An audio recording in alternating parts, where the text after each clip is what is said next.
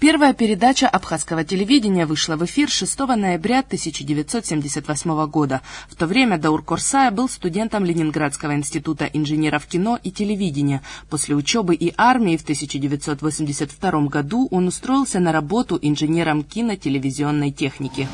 Это все началось с небольшого, так скажем. Была передана передающая станция телевизионная, передвижная станция видеозаписи и, в общем, и кое-какое кинооборудование. Как раз когда я начал работать, получили новую станцию видеозаписи, первая аппаратная была, которая могла уже независимо от передвижной станции производить видеомонтажи. И до этого выходили в эфир только впрямую. И фактически были большие сложности. Вскоре абхазскому телевидению выделили еще одну мобильную телевизионную станцию. Старенькую, очень долго проработавшую в Тбилиси аппаратуру разобрали абхазские умельцы и собрали первую стационарную студию. В 1985 году Грузия выделила первый аппаратно-студийный комплекс на 3 камеры. Телевидение тогда базировалось в здании Совета министров, и под новое оборудование отремонтировали гараж, организовав первую профессиональную студию. Вся техника, на которой работало телевидение, была советского производства. Она часто ломалась, была неудобная и крупногабаритная. Например, профессиональный видеомагнитофон «Кадр 3 ПМ», который позволял записывать и монтировать цветные телепередачи, требовал отдельного помещения. Первые переносные камеры были и вовсе неподъемными. Первая камера, которая была вот как бы из профессионального ряда, это некая тоже была российского производства, советского производства, КТ-190 я до сих пор помню. Но он был такой тяжелый, что у нас его мог носить только Толик Малани, он был самый здоровый среди нас. Да. Ну, это некая камера, к которому был пристыкован бетакам для записи на пленку. Согласно приказу из Грузии, все видеоматериалы, которые из Абхазии отправлялись на российские и зарубежные каналы, проходили цензуру в Тбилиси. В первый день войны, 14 августа 1992 года, перегоны в Москву делали под защитой солдат. У нас были заказаны перегоны наших корреспондентов, там работали помимо приезжающих к этим событиям зарубежных или российских, были корреспонденты наши, это Руслан Хашек и Кристиан Мжани, которые работали на телекомпании российские.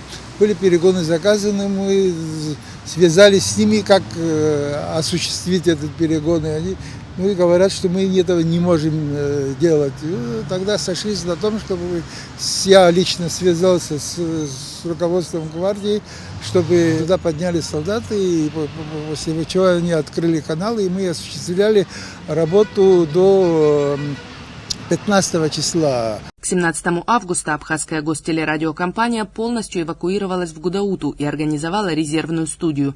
За тот год, что телевидение вещало из Гудауты, студия была развернута сначала в доме у семьи Дзидзария в селе Лыхны, затем во Дворце культуры и уже окончательно в детском саду. Все эти переезды, сбор, разбор студии, налаживание аппаратуры тяжким грузом легли на плечи техников, и они не подвели. Все условия нам создали.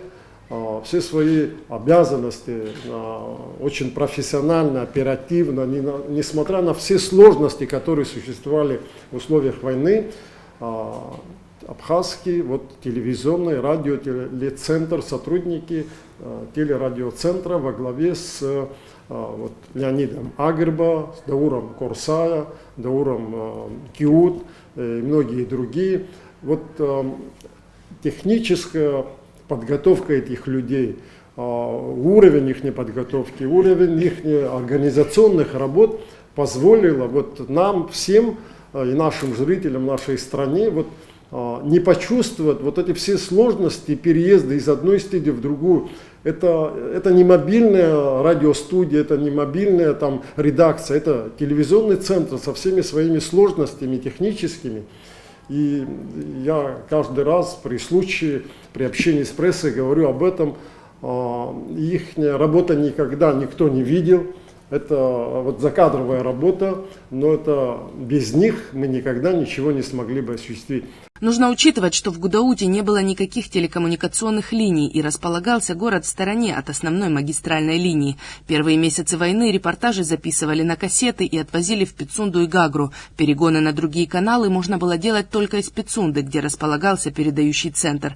Это было долго и неудобно, и техники в очередной раз, применив минимум ресурсов и максимум фантазии, решили проблему. Уже в садике мы создали студию временную, мы смогли организовать, демонтируя свободную радиорелейную линию, его соединить гостиницу, строящуюся в Гудаутах, которая, кстати, и до сих пор она в том же состоянии, с Пицунской радиостанцией, радиорелейной станции, а от этой гостиницы мы проложили кабель, и мы могли уже, используя то оборудование, то, что мы с собой взяли из Сухума, мы смогли организовать прямые выходы и перегоны прямо из садика. То есть мы могли уже выходить сразу, живем в эфир,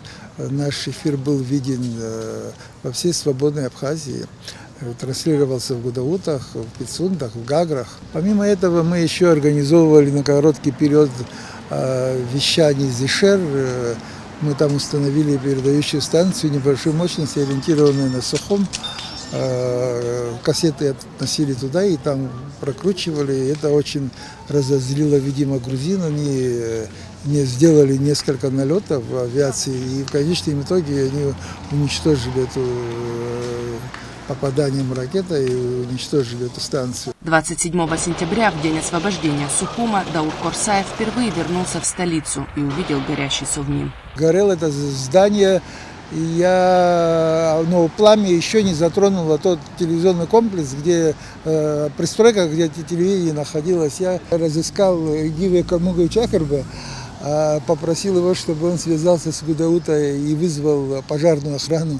Он еще удивился, что мы тушить будем, говорит. На самом деле были вызваны пожарные машины, 2 машины приехали, мы их встретили на Гумыстинском мосту, их еще остановил и объяснил, куда надо подъехать. И они фактически потушили, и на следующий день уже видим, что пожаром не был затронут сам комплекс телевизионный, где находился. Благодаря высокой квалификации и трудоспособности техников в течение месяца после войны телевещание по всей Абхазии было восстановлено.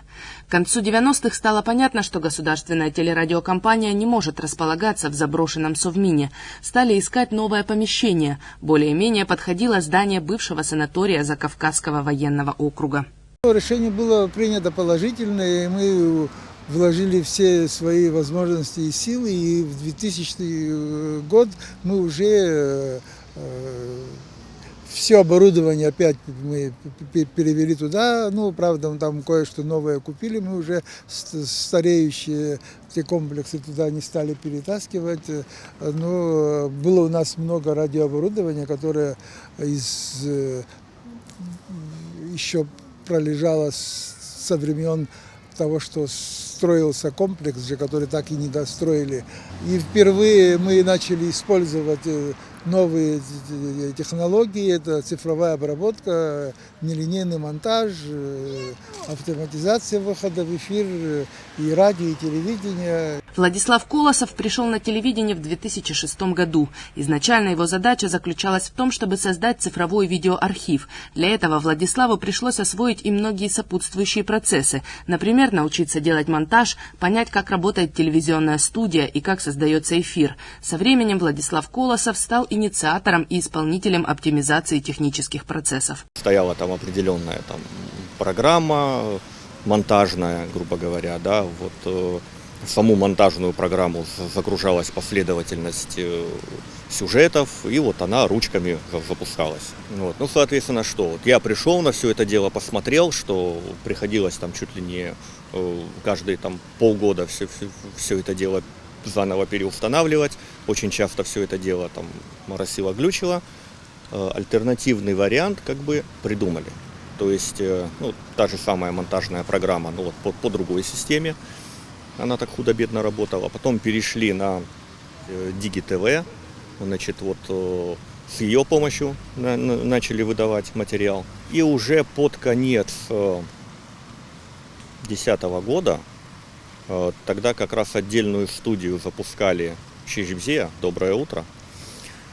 Тогда, значит, взяли новый эфирный комплект с Питера, тогда, помню, еще возили, это самое, на которое телевидение работает до сих пор. Очередной виток технического развития абхазской телерадиокомпании происходит прямо сейчас. Это переход на широкоформатное вещание. Скорее всего, вот в ближайшее время появится долгожданное широкоформатное вещание телевидения, плюс, может быть, даже и вещание некоторого контента в HD.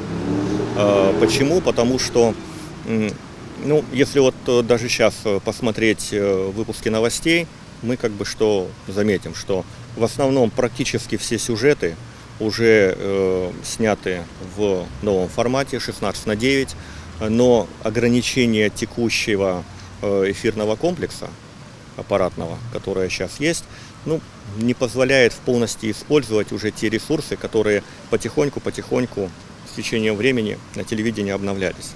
Новый эфирный комплекс уже приобрели и привезли в Абхазию. В настоящее время специалисты трудятся над его установкой и тестированием. Переход на широкоформатное вещание завершится до Нового года, что станет прекрасным подарком абхазским телезрителям к 40-летию телевидения Абхазии. Надежда Боровикова, Торник Амичба, Эдуард Аракелян, Абаза ТВ.